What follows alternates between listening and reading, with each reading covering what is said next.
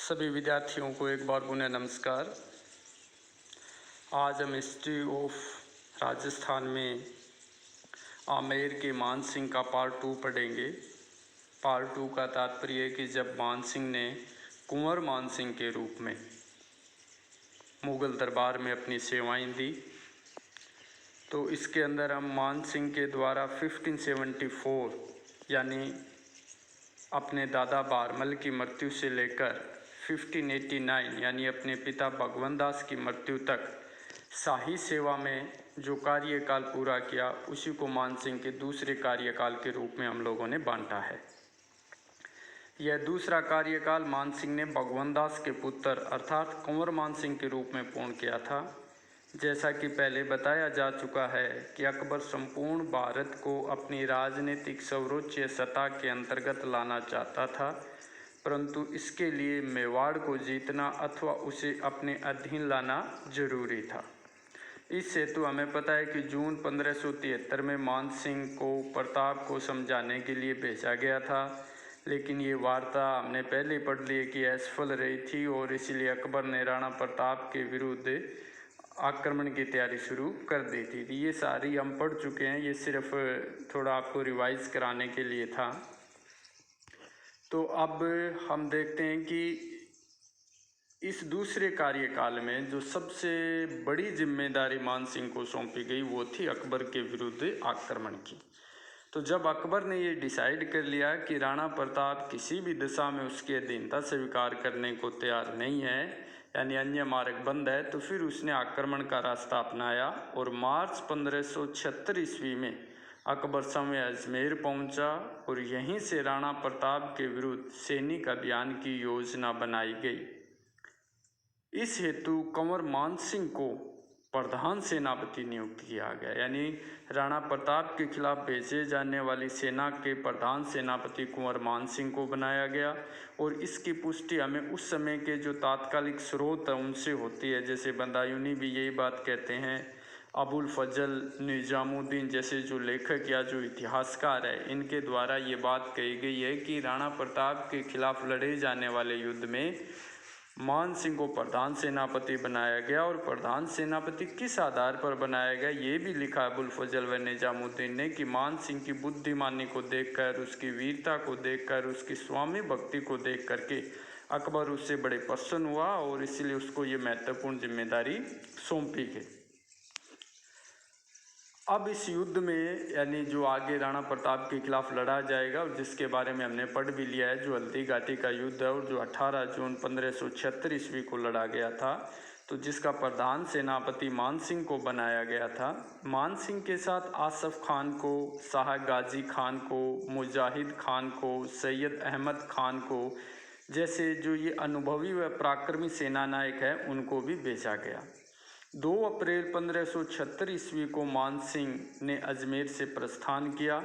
और हल्दी घाटी के उत्तरी छोर से कोई 4-5 मील की दूरी पर स्थित खमनोर नामक गांव के पास पहुंच गया।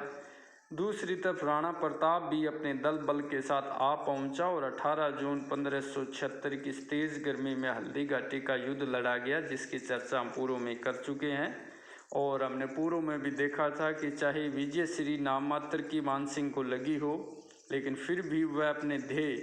जिसमें मुख्य उद्देश्य था राणा को पकड़ना या फिर उसको मारना, इन दोनों में ही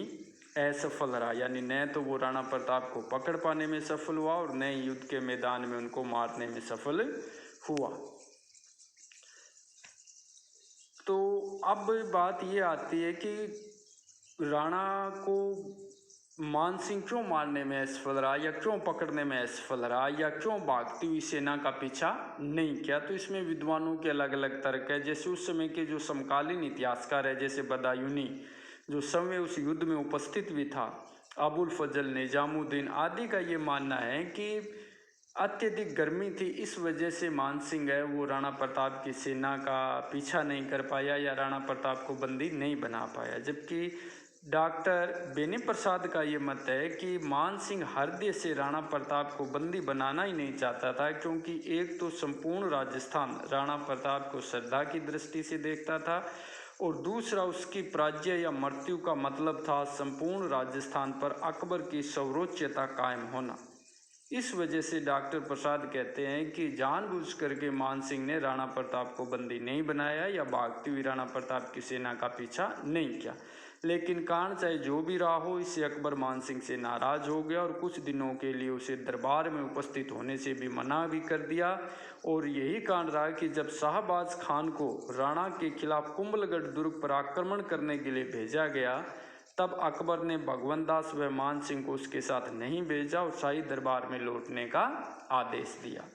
तो ये था हल्दी घाटी के युद्ध और उसमें मान सिंह की भूमिका। अब हम बात कर लेते हैं पंजाब और काबुल में मान सिंह की सेवाएं कैसी रही। तो 1580 ईस्वी के अंदर हम देखते हैं कि अकबर का सौतेला भाई था मिर्ज़ा हाकिम, जो काबुल का प्रशासक था। उसने विद्रोह कर दिया और बंदखसा का जो क्षेत्र था उसके ऊपर आक्रमण कर दिया। तो बंदखसा के शासक थे शाहरुख। उसकी सहायता के लिए अकबर ने जब उसने गुहार लगाई तो मान सिंह, यूसुफ खान, भगवंत दास को भेजा और उन्हें यह भी आदेश दिया गया कि पंजाब और मुल्तान के शाही अधिकारियों की सहायता की जाए। तो इसमें भी मान सिंह ने बड़ी बहादुरी का प्रदर्शन किया, जिससे प्रसन्न होकर 1580 ईस्वी के अंत में अकबर ने उसे सिंधु नदी के प्रदेश का शासक बना दिया और यह पहला स्वतंत्र दायित्व था जो इसको सौंपा गया। अन्यथा अभी तक उसे स्वतंत्र रूप से काम करने का अवसर नहीं मिला था, यानी स्वतंत्र रूप से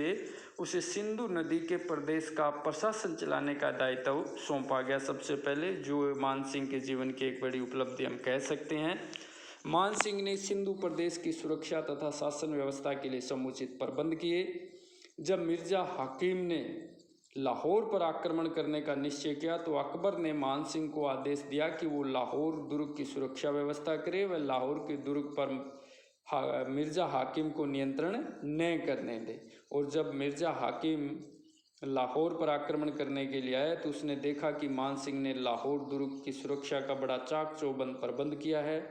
और उसे ये भी सूचना मिली कि अकबर बादशाह समय बड़ी सेना लेकर आ रहा है, जिसे देख करके मिर्जा हाकिम वापस चला गया।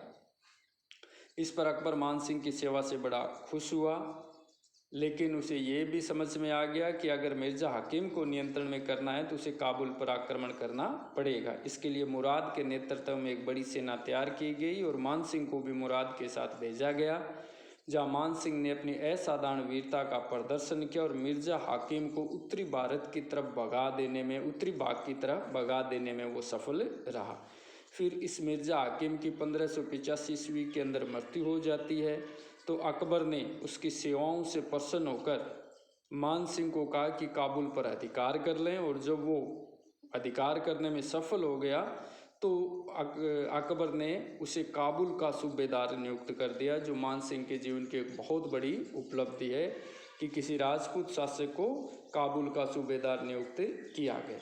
अब काबुल के सूबेदार के रूप में मान सिंह की सेवाएं कैसी थी, तो सबसे पहले तो उसने जो रोशनिया एक जाति थी जिसका जो बड़े स्तर के ऊपर विद्रोह फैला हुआ था, उस विद्रोह को शांत करने में मान सिंह ने महत्वपूर्ण भूमिका निभाई। इसके साथ साथ हम देखते हैं स्वात और बाजोर के प्रदेश में भी एक जाति थी यूसुफजई, उसके द्वारा विद्रोह किए जा रहे थे। समय समय पर काबुल जाने वाले मार्ग पर लूटपाट की जा रही थी, तो उसे शांत करने का महत्वपूर्ण जो जिम्मेदारी है वो बीरबल को सौंपी गई थी, जिसका सामना करते हुए बीरबल 1586 ईस्वी के अंदर मारा गया और मान सिंह को इन यूसुफजइयों को नियंत्रण करने का कार्य सौंपा गया, जिसमें मान सिंह सफल रहा। तो अफगानिस्तान और उत्तर पश्चिमी सीमा प्रदेश में रहते हुए मान सिंह को अत्यधिक कष्ट उठाने पड़े, कठोर परिश्रम करना पड़ा, जिसके फलस्वरूप 1586 ईस्वी के अंत में वह बीमार पड़ जाता है। तो अकबर के द्वारा मान सिंह के स्थान पर जिन्ना खां कोका को काबुल का नया सूबेदार नियुक्त कर दिया जाता है। तो ये जो सारा आज का वीडियो देखा, ये हमने उसके दूसरे कार्यकाल यानी जब वो कंवर के रूप में यानी भगवंत दास के पुत्र के रूप में शाही दरबार में सेवाएं देते हैं, तो उस दौरान उनके द्वारा किस तरह के कार्य या महत्वपूर्ण भूमिकाएं निभाई गई या मान सिंह की क्या कुछ उपलब्धियां थी, उसके बारे में हमने इस वीडियो में चर्चा की है। आगे के वीडियो और तैयार होंगे जिसमें हम मान सिंह के द्वारा किए जाने वाले कार्य या उसकी अन्य उपलब्धियों को देखेंगे। तब तक के लिए धन्यवाद।